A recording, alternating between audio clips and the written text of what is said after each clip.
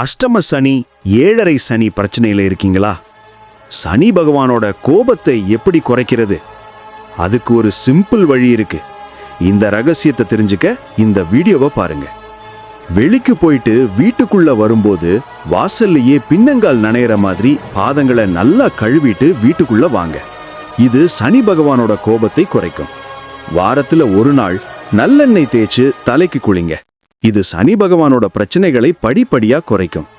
நல்லெண்ணெய் இருந்தா சனி பகவானோட கோபமும் இருக்காது. நவக்கிரக சந்நிதியில நல்லெண்ணெய் கொண்டு தீபம் ஏத்துங்க.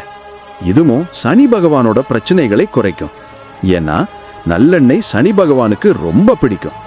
தேனி மாவட்டத்துல இருக்க குச்சனூர் போய் சனி பகவான முறைப்படி வழிபட்டுட்டு வந்தா சனி பகவானால வர்ற பிரச்சனைகள் வாழ்க்கையில படிப்படியா குறையும். சோ இப்போ உங்களுக்கு புரிஞ்சுதா? ஒரு மனுஷனுக்கு ஒரு பிரச்சனைனா ஒரு நல்லெண்ணெய் குளியல் போதும். உங்களுக்கு சிவன் பிடிக்குன்னா ஓம் நம சிவாயன்னு கமெண்ட்ல சொல்லுங்க. இந்த மாதிரி நிறைய சுவாரஸ்யமான விஷயங்களை தெரிஞ்சுக்க நம்ம சேனலை ஒரு லைக் போட்டு சப்ஸ்கிரைபை ஒரு தட்டு தட்டி விடுங்க. நன்றி.